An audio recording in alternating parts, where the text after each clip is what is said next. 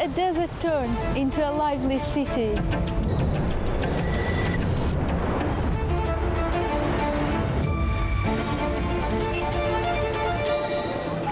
A city that connects East and West for centuries.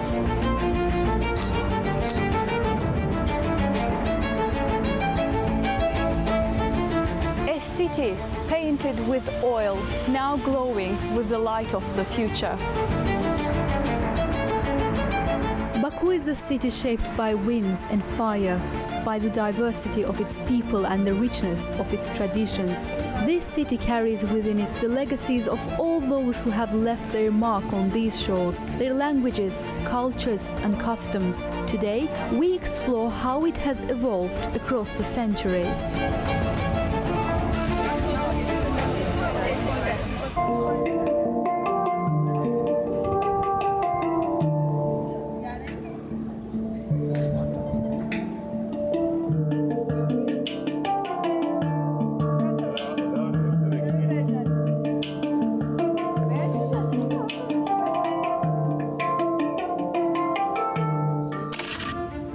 Once called Badikube, the city of winds, Baku has always been a city at a crossroads, bustling with merchants, tradesmen, sailors, poets, painters and writers. Long ago, the city existed only within its castle walls.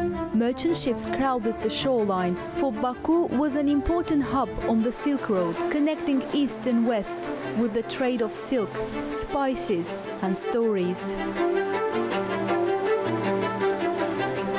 As merchants arrived on the Caspian shores, numerous caravanserais were built in Baku to welcome them. These merchant hostels supported the flow of information, commerce and people across the vast trade routes, serving as inns, depots and centers for conducting business. İçeri şehir, meaning inner city, is a captivating showcase of medieval charm. A maze of narrow, winding lanes leads visitors past mosques, flat-roofed homes, cozy restaurants, boutique hotels and traditional hammams, creating an atmosphere that feels both timeless and alive with history.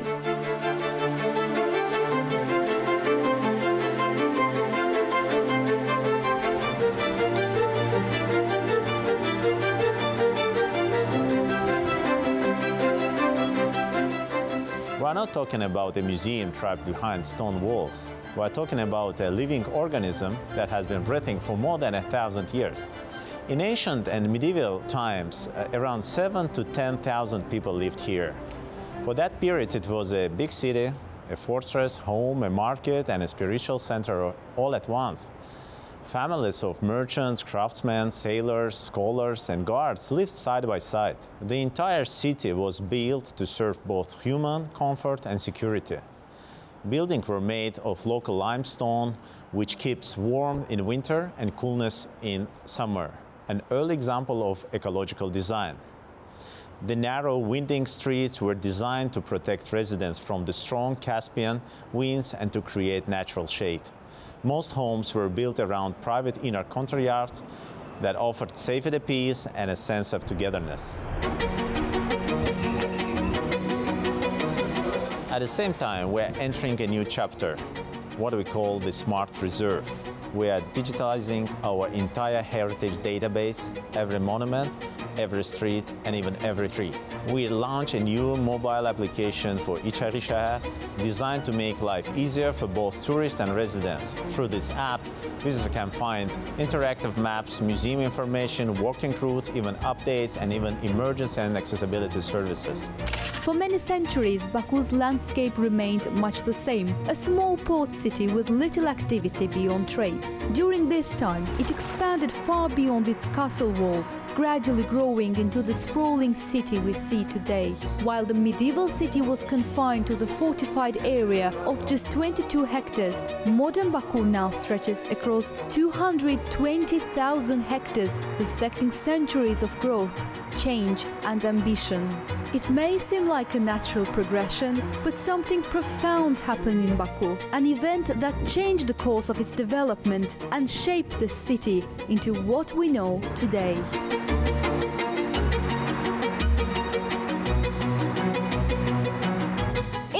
19th century, when the first oil fountain erupted from the ground, a small port city instantly transformed into the industrial center of the Caucasus. As connectivity and logistics flourished, people no longer gathered at the water wells like this. The water now came to them. The architecture of Baku was deeply influenced by the rise of the oil industry. Pipelines stretched across the city, platforms and rigs rose along the shoreline, and workers arrived from all over the world. New neighborhoods and housing were built to accommodate them, transforming the city's urban fabric. Oil gushed from the ground with such force that much wasted, contaminating the land and air. Yet alongside this environmental cost, the oil boom fueled architectural growth, from industrial facilities to grand mansions.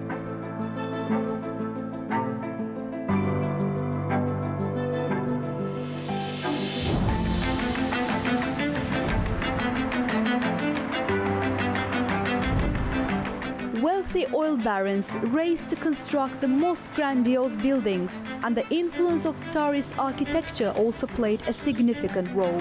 Many European architects worked in neoclassical, German and Italian Renaissance revival, and Venetian Gothic revival styles. These influences combined to create a unique mix of European and Oriental architecture in Baku.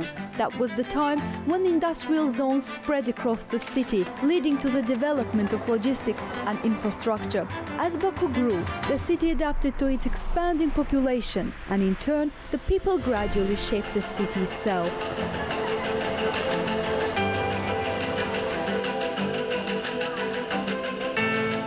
As Baku's transport networks developed, moving across the city became easier and more efficient. The metro, in particular, transformed connectivity, linking districts and energizing urban life with every new station. The foundations of Baku's metro infrastructure were laid during the Soviet period, a chapter that revealed a new dimension of the city. Soviet architecture stands as a bridge between the past and the present, marking a transitional phase in Baku's urban evolution. Monotone buildings with simple, square windows were designed to improve living conditions for the working class. In their restrained simplicity lies a moment where Baku began to discover and define its own identity. First of all, urban planners and specialists have taken into account the development of the city as a multi-centered one. In addition to the historically established city centre, the Baku's master plan defines several sub-centres and regional hubs. This approach will enable the city to grow in a more functional and multi-layered way. Secondly, one of the key priorities of the master plan is to eliminate the development gap between the city centre and its outskirts. Furthermore, the boundaries of Baku's central area have been clearly defined in the master plan. The city has now entered a post-industrial era, and new approaches to employment are also reflected in the plan.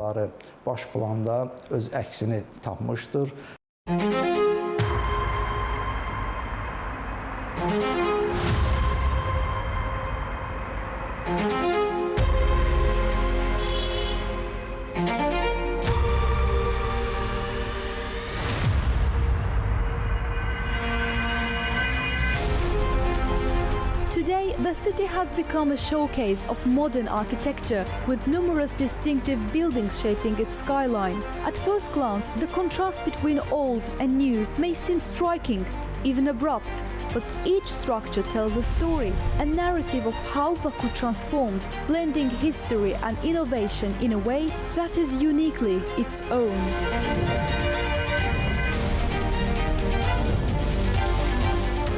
Now we are standing in the part of Baku that was long known as the Black City, a name born from its oil contamination. The latest phase of Baku's architectural transformation begins right here, as this area has been reborn as a futuristic space, now called the White City.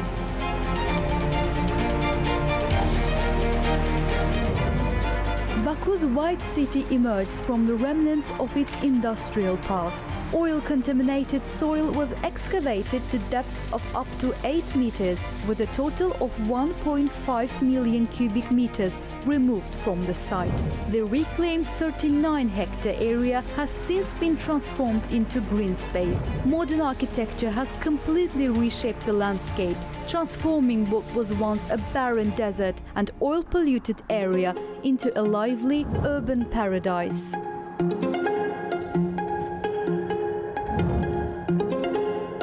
It was surrounded by existing city in a very close cooperation with the State Committee of Urban Development and Architecture. There was developed a master plan, advanced master plan in cooperation with the famous architectural houses and local architects. That helps to integrate seamlessly the new development into the existing city and into the existing infrastructure and transport strategy of Baku. Architects studied the old city and worked to connect it smoothly with the new one. They tried different ideas, and in the end, the plan showed respect for the site's history while allowing room for growth. We made it as walkable as possible and as human-centric as possible, which is very important for urban living, lots of green spaces, retail frontage, active social spaces, and also not just us, but Azerbaijan Development Company have also integrated lots of sculpture and public accessibility around the project, which gives it a real sense of place and very much for the human-centric approach to design. And also it connects the new city, the White City, to the Caspian Sea. And I'm standing on the axis now that we're connecting the whole of the White City all the way to the sea. And architecturally, it's a diverse mix of styles. It's a new master plan, but it's very important that we have a lot of diversity in the architectural approach. So you can see different styles of buildings around which are cohesive, and they bring a strong sense of place for the people living and working in the White City.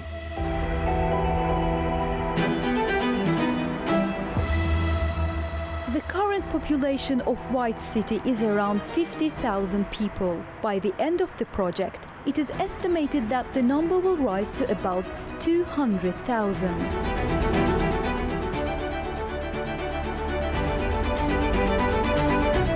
The city is also in line with the concept of 5-minute city.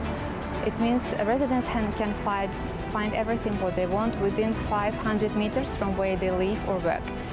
That reduces number of driving trips, or people can just walk, and it makes their life more walkable.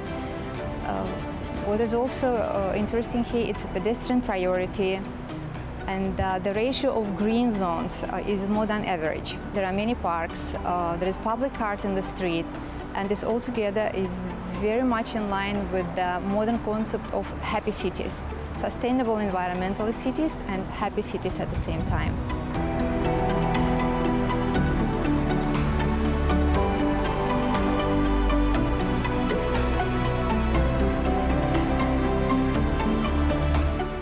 Is a significant part of White City's master plan, with many parks built using modern techniques. Seeds were brought from various regions to cultivate diverse gardens, enhancing the area's aesthetic and ecological value. These green spaces are not just visually appealing, but also serve to improve the quality of life for residents. They provide areas for recreation, relaxation and community activities, making daily life more comfortable and enjoyable. Baku's White City is one of the best examples of the principles highlighted at the World Urban Forum, showcasing sustainable and inclusive urban development. Its green spaces, modern housing and community focus reflect global efforts to create livable cities. The project stands as a model of innovation and resilience in urban planning.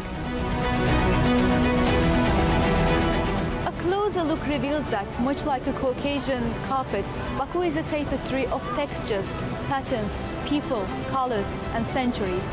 And it develops day by day as weaving still continues.